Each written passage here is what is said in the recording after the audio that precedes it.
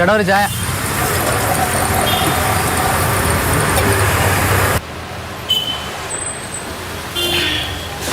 ചേട്ടോ എങ്ങനെയുണ്ട് തിരുവനന്തപുരത്തെ തെരഞ്ഞെടുപ്പ്? എങ്ങനെയുണ്ട്?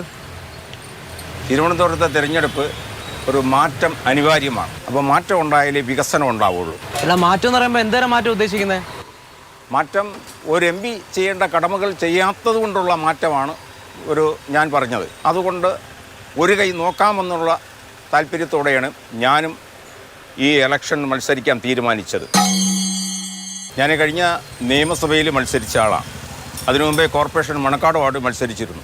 വർഷങ്ങളായിട്ട് തട്ടുകട, ഫാസ്റ്റ് ഫുഡൊക്കെ നടത്തിയ ഒരാളാണ്. ഇപ്പോഴാണ് ഈ വടയും ചായയിലങ്ങ് ഒതുങ്ങിയത്. എൻ്റെ നിന്ന് ഭക്ഷണം കഴിച്ചിട്ടുള്ളവരും എൻ്റെ നിന്ന് വടയും ചായയും കഴിച്ചിട്ടുള്ളവരും എനിക്ക് വോട്ട് തരും. അവരെനിക്കത് വിശ്വാസമുണ്ട്. പോസ്റ്റർ ഇല്ലാത്ത, നോട്ടീസ് ഇല്ലാത്ത ഒരു സ്ഥാനാർത്ഥിയുണ്ട്. ആ സ്ഥാനാർത്ഥി എക്കോ ഫ്രണ്ട്ലി ആയ ഒരു പ്രചാരണ രീതിയാണ് മുന്നോട്ട് വയ്ക്കുന്നത്. ഒരു ഇലക്ഷൻ കഴിയുമ്പോഴത്തേക്കും വരുന്ന ടൺ കണക്കിന് മാലിന്യങ്ങളാണ് ഇവിടെ ഉണ്ടായിരുന്നത്. അതിൽ എൻ്റെ പങ്കിൽ ഒരു തരിമാലും അതിൽ വരാൻ പാടില്ല എന്നുള്ള ഒരു ഇതെനിക്കുണ്ട്. തിരുവനന്തപുരത്തുള്ള ഒരുവിധപ്പെട്ട എല്ലാവരും ടെക്നോളജി യൂസ് ചെയ്യുന്നവരാണ്. അപ്പോൾ അവരുടെ നേരിട്ട് അവരുടെ കൈകളിൽ തന്നെ നമുക്ക് നമ്മുടെ പോസ്റ്റ് എത്തിക്കാൻ പറ്റുന്ന കാര്യം ഉള്ളപ്പോൾ എന്തിനാണ് ഈ ആർഭാടം കാണിച്ചിട്ട് ഈ റിസോഴ്സസിനെ ഇല്ലാതാക്കുന്നത്? വിജയിക്കുമെന്ന ആത്മവിശ്വാസമുണ്ടോ? ഉറപ്പായിട്ട്. അതാണ് ഞാൻ പറഞ്ഞത്. 12 ലക്ഷം വോട്ട് വീഴുകയാണെന്നുണ്ടെങ്കിൽ 6 ലക്ഷം പാർട്ടി വോട്ട് പോയി കഴിഞ്ഞാൽ ബാക്കിയുള്ള 6 ലക്ഷം വോട്ടാണ്. അതിലൊരു 4.5 ലക്ഷം വോട്ട് തന്നെയാണ് എൻ്റെ സെഗ്മെൻറ്റ്. അതിന് ഇപ്പോൾ ഇവർ എന്തൊക്കെ കാൽക്കുലേഷൻ കാണിച്ചാലും കാണിച്ചോട്ടെ, അതൊന്നും വിഷയമുള്ള കേസല്ല. 100% വിജയിക്കുന്നു. 100% ആത്മവിശ്വാസമുണ്ട്. 100% ആത്മവിശ്വാസമുണ്ട്.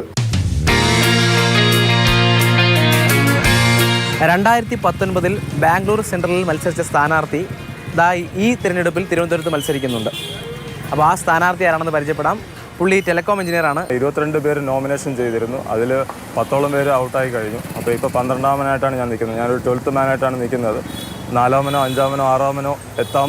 നിങ്ങളുടെ എല്ലാവരുടെയും സപ്പോർട്ട് ഉണ്ടെങ്കിൽ, ഒറ്റയ്ക്കൊരാൾ ഇത്രയും എത്തുകയാണെന്നുണ്ടെങ്കിൽ അതൊരു വലിയൊരു വിജയമായിട്ടാണ് ഞാൻ കരുതുന്നത്. വ്യത്യസ്തമായ നയങ്ങളും ആശയങ്ങളും തന്നെയാണ് ഇവരെ എല്ലാവരെയും മത്സരിക്കാൻ പ്രേരിപ്പിക്കുന്നത്.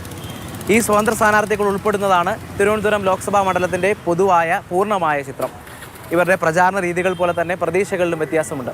സജികുമാറിനും സുധീഷ് തിരുവല്ലയ്ക്കുമൊപ്പം രാഹുൽ ജി നാഥ്, മാതൃഭൂമി ന്യൂസ്, തിരുവനന്തപുരം.